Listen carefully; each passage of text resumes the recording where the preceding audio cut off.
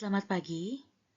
Pada pertemuan kali ini, kalian akan mempelajari pokok pembahasan yang baru, yaitu mengenai statistika. Harap diperhatikan pembahasan berikut. Sebelum lebih jauh mengenai apa saja yang dipelajari dalam statistika, kalian perlu memahami konsep mengenai statistika itu sendiri. Jadi statistika itu adalah ilmu yang berkaitan dengan suatu data, yaitu bagaimana cara kita merencanakan, kemudian setelah merencanakan kita akan mengumpulkan data tersebut, lalu menganalisisnya, dan sampai dengan mengambil keputusan. Pada statistika, ada yang disebut dengan data statistik.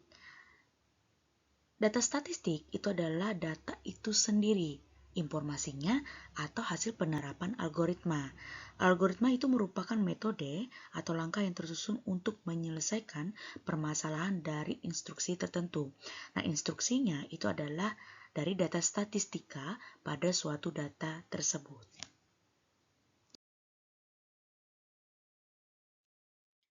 Kita masuk pada pembahasan yang pertama dalam statistika, yaitu berhubungan dengan suatu diagram.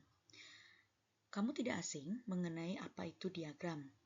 Biasanya diagram itu bisa disebut dengan grafik ataupun bagan. Jadi diagram itu merupakan representasi.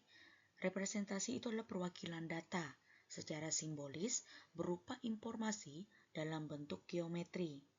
Di mana geometri itu yang bagian 2 dimensi secara teknik visualisasinya. Untuk diagram pada pembahasan statistika kali ini akan dibatasi, yaitu mengenai diagram apa itu histogram, diagram batang, dan juga line plot. Line plot itu kurang lebih seperti diagram batang. Jadi nanti yang akan lebih dipelajari yaitu mengenai histogram dan diagram batang. Histogram itu hampir serupa dengan diagram batang. Namun, bentuk histogram itu tetap berbeda dengan diagram batang. Supaya lebih memahami pemahamanmu, perhatikan eksempel bentuk histogram dan diagram batang berikut. Pada gambar yang pertama, itu merupakan histogram penggunaan HP oleh siswa SMA. Kemudian pada gambar yang kedua, itu adalah diagram batang merek HP yang digunakan siswa SMA. Sekarang perhatikan perbedaan yang mencolok dari histogram dan diagram batang tersebut. Untuk yang pertama, kalian bisa lihat mengenai penyajian datanya. Pada histogram, yang pertama itu adalah menunjukkan distribusi data. Kemudian pada diagram batang, itu menunjukkan membandingkan data. Nah, kalau pada histogram, distribusi itu maksudnya itu menunjukkan gambaran bagaimana pola persebaran datanya. Jadi datanya itu menyebar. Sedangkan jika diagram batang, itu membandingkan data yang satu dengan data yang selanjutnya. Bagian yang kedua, perbedaan yang mencolok juga, untuk histogram itu menampilkan data yang bersifat kuantitatif dengan rentang data berupa interval. Kuantitatif itu merupakan data berupa angka. Nah, sedangkan interval itu adalah jarak data yang angka yang satu dengan angka yang lain. Sedangkan di diagram batang itu menampilkan data berdasarkan kategori. Misalnya dia kategori, contoh kalau pada diagram batang itu adalah merek. Ada kategori X, B, S, dan seterusnya. Yang ketiga, yang paling sangat mencolok itu adalah bentuk gambar batangnya ataupun ukuran ya.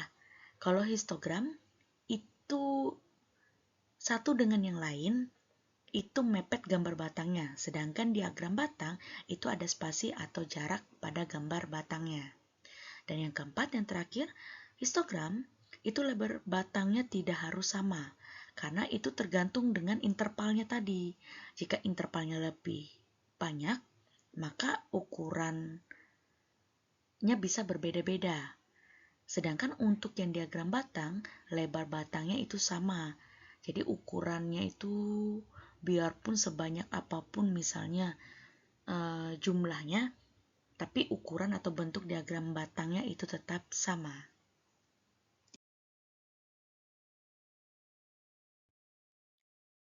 Supaya lebih menambah pemahamanmu mengenai perbedaan antara histogram dan diagram batang, harap diperhatikan dan coba dikerjakan eksempel berikut. Eksempel yang pertama, sajikan data pada tabel berikut ke dalam bentuk diagram batang. Telah disediakan suatu data pada suatu tabel, yaitu penggolongan antara kelas dan jumlah peserta didiknya. Bisa kalian lihat pada tabel yang sudah disajikan. Eksempel yang kedua, sajikanlah data pada tabel berikut ke dalam bentuk histogram. Telah disajikan data itu berupa nilai yang terdiri dari interval, kemudian ada frekuensinya. Bisa kalian lihat pada penyajian data dalam tabel berikut. Selamat mengerjakan, sampai bertemu pada pertemuan selanjutnya. Terima kasih.